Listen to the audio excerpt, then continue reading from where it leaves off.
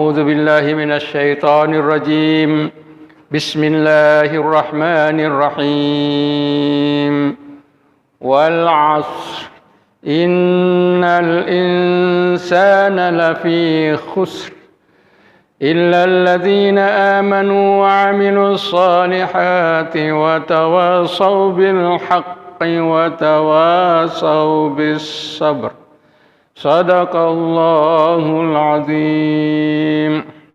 Malam hari ini kita akan meneruskan lagi tadabbur, menghayati, memahami sabab atau memahami kronologi diturunkannya surah-surah Al-Quran.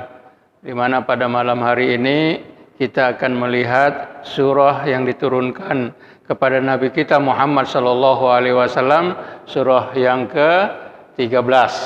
Nah, Baji ya, nomor 13 surahnya hari ini. Ya, minggu lepas kita surah yang ke-12 yang berkaitan dengan surah Asy-Syarah, yaitu melapang dada. Nabi Muhammad sallallahu alaihi wasallam dalam surah Asy-Syarah, di sana bahwa Nabi Muhammad, dada Nabi Muhammad sallallahu alaihi wasallam dilapangkan oleh Allah Subhanahu wa ta'ala. Nah, sesudah itu ayat atau surah yang ke-13 yang diturunkan selepas surah Syarah, kalau kita lihat secara kronologi sebagaimana yang sudah kita sebutkan selama ini, yaitu sesudah Nabi Muhammad sallallahu alaihi wasallam dilapangkan dadanya dengan alam nashrah laka sadrak wa wada'na anka wizrak, Nabi Muhammad sallallahu alaihi wasallam berlapang dada sebagaimana yang kita sebutkan dalam perjumpaan minggu lepas. Sesudah itu maka perhatikan oleh engkau wahai Rasulullah, perhatikan dalam dakwah engkau, dalam menyebut, dalam menyeru kepada Allah, yaitu masa. Perhatikan itu.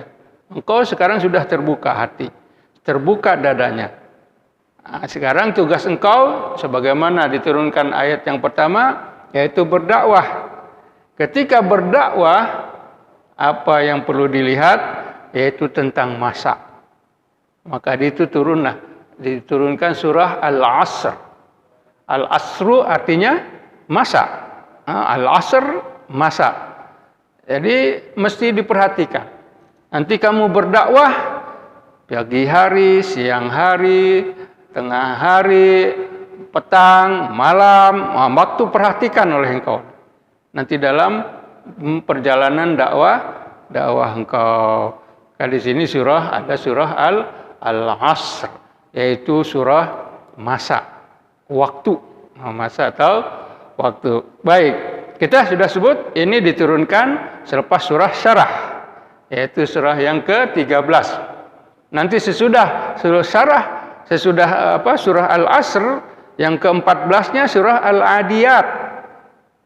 Nah, itu ada hubungannya itu. Masa, selepas ada masa ada Al-Adiyat. Adiyat ini artinya kuda yang lari kencang. Masa sekarang. Masa, nanti selepas ada masa Al-Adiyat, mesti kamu laju di dalam beribadah kepada Allah Subhanahu wa ta'ala. Nah, di sini kita lihat yang masa atau waktu. Dari surah ini biasa kan kita, alhamdulillah sudah menjadi amalan kita nih, bahwa selepas ada majlis kita akan membaca surah Al-Asr kan. Nah, selepas mana-mana majlis, di mana amalan di Brunei Darussalam, kita akan membaca Bismillahirrahmanirrahim wal 'asr innal insana lafi khusr illa allazina amanu wa 'amilus shalihat wa tawassaw bil haqqi wa tawassaw bis sabr. Ya. Nah, selepas itu ditambah dengan apa? Tasbih kafarah kan? Subhanakallahumma wa bihamdik asyhadu an la ilaha illa ant astaghfiruka wa atubu ilaik. Amalan itu, amalan bagus yang kita amalkan di Brunei Darussalam. Nah, sekarang kalau kita tanya, apakah ada dasarnya? Apakah ada landasannya? Apakah ada dalilnya? Kita selepas majlis resmi kah, majlis tidak resmi kah, sentiasa membaca surah Al-Asr. Adakah amalannya begitu atau dalilnya? Kita jawab ada. Kita jawab ada dalilnya. Di mana dalilnya? Sebagaimana diriwayatkan bahwa tidak ada dua orang sahabat Rasulullah Shallallahu Alaihi Wasallam, majtama sahibani, tidaklah dua orang sahabat Rasulullah Shallallahu Alaihi Wasallam seandainya mereka berjumpa kecuali mereka membaca surah Al-Asri sebelum mereka berpisah. Itu ada hadisnya. Maknanya sahabat-sahabat Rasulullah Shallallahu Alaihi Wasallam kalau sesama mereka berjumpa sebelum mereka berpisah, setiap seorang membaca Al-Asr wal Asri. Innal insana lafi khusrin. Itu adalah amalan yang diamalkan oleh para sahabat Rasulullah Shallallahu Alaihi Wasallam. Inilah yang disebut dengan Al-Asr. Surah Al-Asr. Imam Syafi'i radhiyallahu anhu, beliau berkata, "Lau tadabbaran nasu surat al-asri lawasa'athum." Kata siapa? Kata Imam Syafi'i. Seandainya manusia mentadabburi, menghayati, memahami surah Al-Asri yang kita kaji malam hari ini, wal asri, kalau mengkaji itu la wasa'athu, maka sudah cukuplah mereka akan hidup dengan selamat di dunia. Seandainya Al-Quran tidak diturunkan atau diturunkan hanya surah Al-Asri saja, sudah cukup. Manusia boleh selamat. Manusia boleh selamat. Karena apa? Karena ada ajaran yang luar biasa. Ajaran walaupun perkataannya kecil atau walaupun perkataannya sedikit, tetapi maknanya luar biasa. Maknanya semua kebaikan ada di sini. Walaupun hanya 3 ayat. Kan wal asri innal insana lafi khusrin hanya 3 ayat. Tetapi isinya maka dari itu Imam Syafi'i sampai berkata begitu. Seandainya manusia menghayati, memahami, tadabbur surah Al-Asri, maka dia sudah cukup untuk selamat di dunia dan juga di akhirat. Itu Al-Asri. Maka dari itu tajuk kita malam hari ini tadabbur kronologi nuzul Al-Quran surah Al-Asri dengan tajuk semua manusia di dalam kerugian kecuali. Semua manusia dalam kerugian kecuali siapa? Yang ada dalam surah ini. Dalam surah ini. Oke, sebutnya wal asri innal insana lafi khusr. Yani demi masa. Ketika mengatakan demi masa, ini sudah pilihan kita, sudah pilihan. Terjemahan dalam bahasa Melayu juga seperti itu. Terjemahan dalam bahasa Melayunya juga demi masa. Tapi dalam pengertiannya, al-asru ini wal asri ada beberapa pandangan para ulama. Yang boleh dipertimbangkan, boleh dilihat juga. Bukan hanya waktu. Bukan hanya waktu. Salah satunya katanya al-asru di sini artinya apa? Salat asar. Sembahyang asar. Demi salat asar. Wal asr kan sembahyang asar kan? Asr. Ada maghrib, ada isya, ada subuh, ada zuhur, ada asar. Demi sembahyang asar. Kenapa disumpahkan sembahyang asar tersebut? Karena sembahyang asar adalah hafizu ala salawati was salatil wusta wa qumu lillahi qanitin. Peliharalah oleh kamu sembahyang, khususnya sembahyang salatul wusta, sembahyang yang di tengah, salatul wusta. Perhatikan jaga oleh kamu, hafizu oleh kamu sembahyang tersebut. Karena apa? Karena mempunyai fadilahnya yang luar biasa sembahyang asar dibandingkan maghrib, isya, subuh dengan zuhur. Asar ini. Kenapa kena asar? Karena yang sembahyang asar ini katakan dia sembahyang yang selepas manusia bekerja. Seharusnya berehat sebelum masuk kepada waktu malam. Jadi asar. Jadi semuanya berkumpul ketika itu. Karena zaman Rasulullah Shallallahu Alaihi Wasallam mengajar kepada sahabat-sahabat itu selepas asar.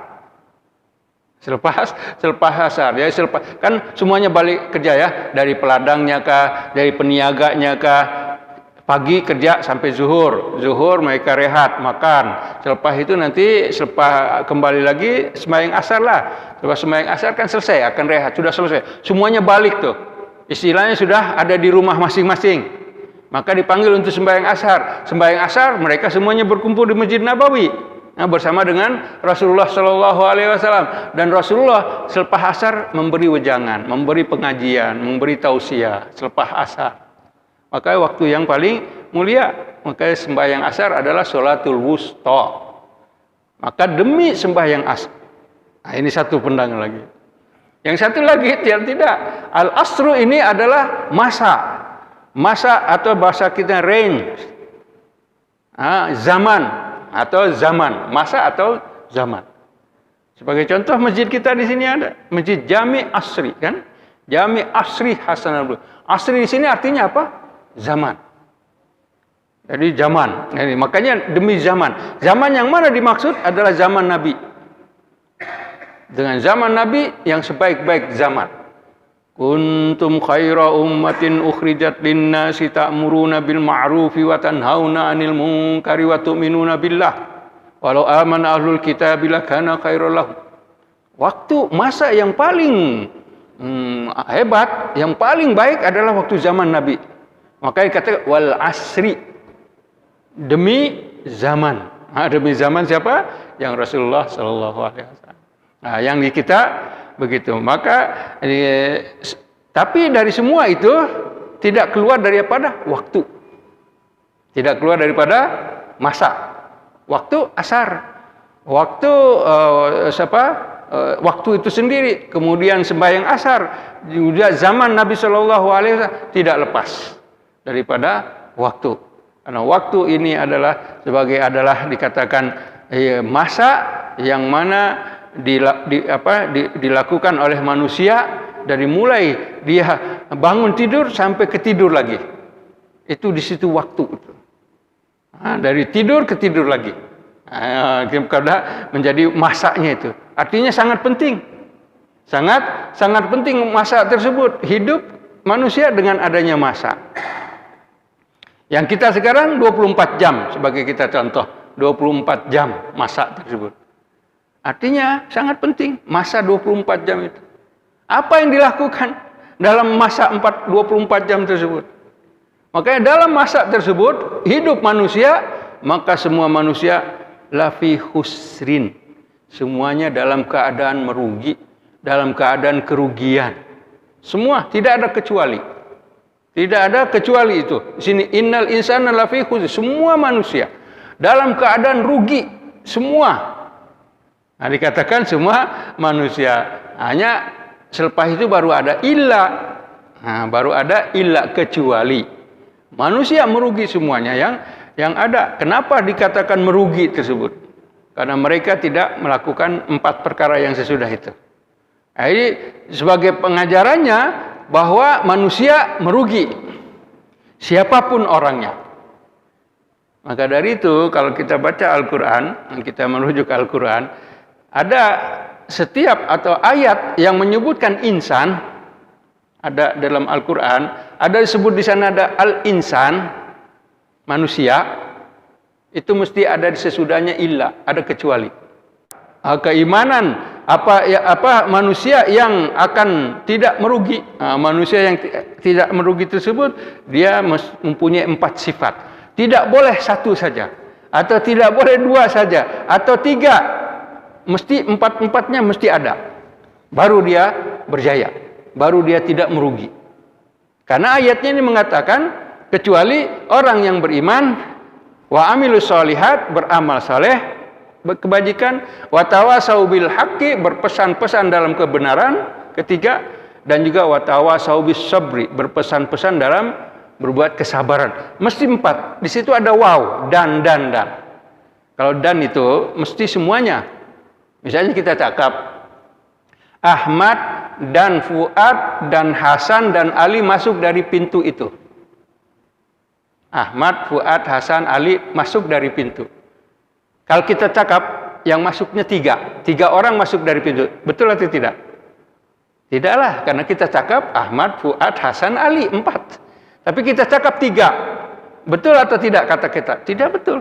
Karena yang masuk 4. Kenapa ada dan? Dan ini bahasa Arabnya adalah waw ataf, sambung. Jadi mesti bersama. Semuanya. Tidak boleh satu saja atau tidak boleh duanya. Mesti komplit, mesti sempurna 4. Nah, supaya orang itu berjaya, maka dia harus beriman kepada Allah. Sesudah beriman, dia mesti beramal baik. Ada orang beriman, percaya pada Allah, dia percaya pada Allah, tapi tidak sembahyang, tidak puasa, tidak berzakat, tidak buat apa-apa kebaikan, tidak, rugi juga. Dia merugi. Ada juga sekarang beriman, kemudian dia beramal baik, tapi dia tidak berpesan-pesan dalam kebenaran. Dia beriman, sembahyang, dia berbuat baik juga, membuat apa-apa. Kemudian dia lihat ada kemungkaran di depan, dibiarkan. Ada orang minum khamar, dibiarkan. Ada orang mencuri, dibiarkan. Ini apa? Tidak berpesan-pesan dalam kebenaran. Ya kan? Mesti berpesan dalam kebenaran. Mencuri itu tidak boleh, tidak bagus. Kamu ambil uang orang. Minum khamar itu tidak bagus. Mesti buat begitu. Pesan namanya tawasau bil haqqi. Mesti tambah iman, amal soleh, mesti berpesan-pesan dalam kebenaran tersebut. Dan di samping itu yang keempatnya yang mesti berpesan-pesan dalam sabar. Karena hidup manusia mesti berdepan dengan dugaan. Ketika dengan dugaan tersebut mesti sabar. Makanya watawasau bis sabri, mesti berpesan-pesan dalam kesabaran. Kesabaran ini di dalam Al-Qur'an sangat penting. Makanya dia disebutkan dalam Al-Qur'an ini lebih daripada 100 tempat, 100 kali sabar tuh. Sama ada kata benda kah, kata kerja kah. Semuanya disebut 100 kali lebih. Ini menunjukkan bahwa sabar adalah sesuatu yang penting. Sabar ini adalah sesuatu yang penting kita melihatnya. Sabar adalah pahala yang paling besar. Sebagaimana disabdakan oleh Rasulullah SAW, tidak ada pahala yang lebih besar daripada sabar. Pahala kan banyak nih. Tidak ada yang lebih besar daripada sabar. Karena perbuatan umat Islam, kalau dia melakukan sebuah kebajikan, maka dia akan mendapatkan ganjarannya 10 sampai 700 lipat ganda. Begitu. Itu ajaran kita. Orang berbuat baik, dia akan mendapatkan 10 sampai 700 lipat ganda ganjarannya. Ya, itu tersebut. Artinya kalau dia puasa sehari, maka dia dapat pahala 700 kali. 700 kebajikan. Tetapi sabar tidak ada kiraan. Sabar tidak ada kiraan. Kenapa? Innama yuwaffas sabiruna ajrahum bighairi hisab. Sesungguhnya orang sabar pahalanya tanpa kiraan. Allah yang akan berinya. Tidak disebut 10 sampai 700, tidak. Ada 3 amal, yang mana amal tersebut adalah tidak ada sebutan, tidak ada bilangan kiraan untuk pahalanya. 3 amal tersebut. Yang pertamanya ini sabar yang kita sebut. Sabar tidak ada pahalanya, tidak dikira. Yang lain semuanya dikira dari 10 sampai 700 lipat ganda. Tapi sabar itu tidak dikira. Allah akan bagi 1000 lipat ganda atau 100.000 lipat ganda, itu Allah yang akan bagi. Tidak ada kiraan. Karena begitu besar. Yang keduanya, pemaaf. Orang yang maaf, memberi maaf kepada orang yang melakukan perbuatan yang tidak baik kepadanya, kemudian dimaafkan, itu juga pahalanya tidak ada kiraan. Allah akan memberikan. Illa man afa wa ufiya, kecuali yang memaafkan, fa innama ajruhu 'alallah. Pahalanya pada Allah. Jadi pemaaf ini pada Allah Subhanahu wa taala. Disebutkan. Yang ketiganya apa? Puasa. Puasa saumuli. wa ana ajzi bihi. Puasa milikku dan aku yang akan mengganjarnya. Tidak disebut sampai 10 sampai 700 tidak. Aku sendiri yang akan mengganjarnya. Berapa? Allah Subhanahu wa taala yang lebih tahu. Wa innahu li. Dia puasa adalah milikku. Makanya aku akan memberi ganjaran sebagaimana yang Allah Subhanahu wa taala inginkan.